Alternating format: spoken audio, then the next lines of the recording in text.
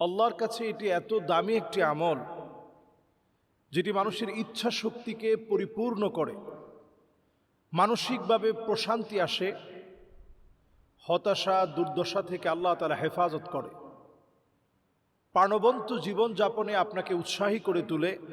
ছোট্ট একটি আমল, সে আমলটি হচ্ছে ইস্তিগফার। আস্তাগফিরুল্লাহ আস্তাগফিরুল্লাহ, বেশি বেশি পড়া।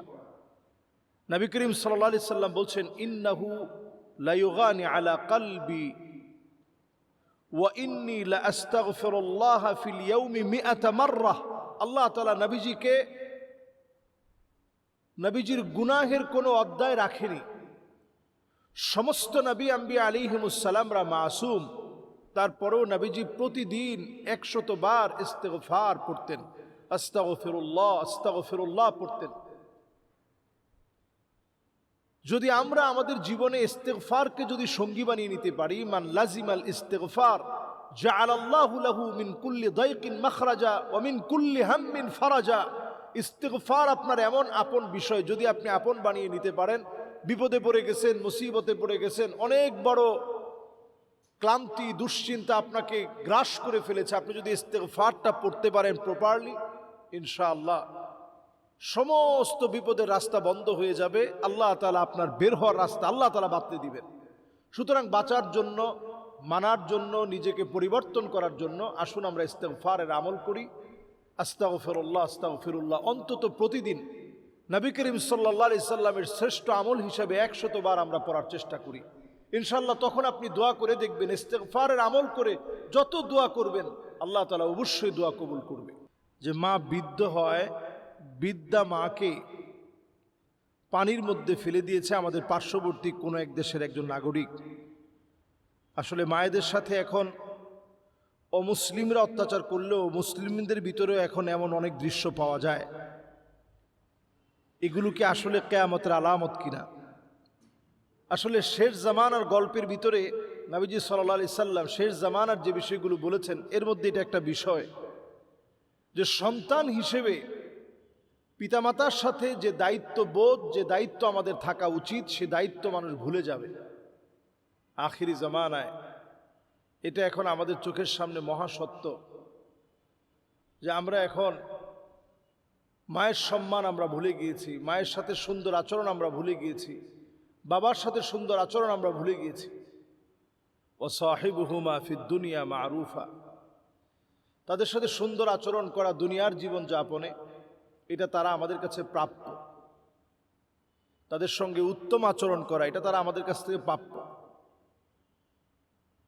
আখিরি জামানায় এমন হবে, হাত্তা ইয়াকতুলা আবাহু, পিতা মাতাকে সন্তান মারবে, শুধু ধমকাবে না, গায়ে হাত তুলবে, অত্যাচার করবে, জুলম করবে, নির্যাতন করবে। এই পুরাটাই যেন এখন আমাদের চোখের সামনে চলে আসে।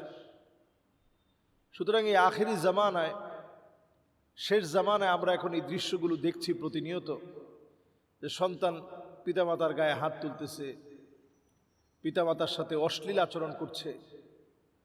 যেটা বললেন যে ফেলে দিয়েছে মাকে, যেই তো মা বৃদ্ধা হয়ে গেছে, মাকে বোঝা মনে করে মাকে ফেলে দিস। এটা শুধু অমুসলিমরা করতেছে বিষয়টা এমন না, মুসলিম অনেক সন্তানের জ্বালায় মা সহ্য করতে না পেরে গলায় দড়ি দিয়েছে। এটা আমাদের দেশে এই দৃশ্য আছে। সুতরাং আখিরি জামানায় বাপ সহ্য করতে না পেরে প্রতিদিন যখন সন্তান নেশা করে মাকে মারে, তখন বাপ নিজে সন্তানটাকে আঘাত করেছে। এই বিষয়গুলো আমাদেরকে শেষ জামানার কথা মনে করিয়ে দেয়। পিতামাতার সাথে আমরা সদ আচরণ করার চেষ্টা করি, উত্তম আচরণ করি, ভালো ব্যবহার করি। আল্লাহ রাব্বুল ইজ্জাতুল জালাল আমাদের সম্মান রেখেছেন তাদের দোয়ার ভিতরে। যে যত বড় হবে, আপনি খোঁজ খবর নিয়ে দেখবেন ওই মা বাবার দোয়ার কারণে আল্লাহ রাব্বুল আলামিন তাকে বড় বানিয়েছে। একটা বিপদে পড়ে গেছেন, আল্লাহ তাআলা হয়তো মা বাবার দোয়ার কারণে হেফাজত করবে। যদি মা বাপ মুশরিকও হয়, তারপরেও মা বাবার সঙ্গে সুন্দর ব্যবহার করতে হবে। নো মুসলিম যারা, তারা কিন্তু পিতামাতার সাথে সুন্দর ব্যবহার করবেন। এই যে আমের সময় আম নিয়ে যাবেন, জামের সময় জাম নিয়ে যাবেন, কাঁঠালের সময় কাঁঠাল পাঠাবেন, তারা যদি না রাখে, ফেলেও দেয়, তারপরও আপনার সুন্দর আচরণ তাদের সঙ্গে করে যেতে হবে, এটা আল্লাহর বিধান। ও সাহিবুহুমা ফিদ দুনিয়া মারুফা, দুনিয়ার জীবন যাপনে যতটুক সুন্দর আচরণ করা দরকার ততটুকুন সুন্দর আচরণ করতে হবে আমাদের প্রত্যেকের। তাদের সঙ্গে ধমক দিয়ে কথা বলা যাবে না। ওয়ালা তাকুল লাহুমা উফ, শব্দটা উচ্চারণ করে কথা বলা যাবে না। ওয়াকফিদ লাহুমা জানাহা যুল্লি মিনার রাহমা, অবনত চিত্তে মাথা নুইয়ে কথা বলতে হবে। আল্লাহ রাব্বুল আলামিন আমাদেরকে পিতামাতার সাথে সদাচরণ করার তৌফিক দান করুক। আসসালামু আলাইকুম ওয়া রাহমাতুল্লাহি ওয়া বারাকাতুহু।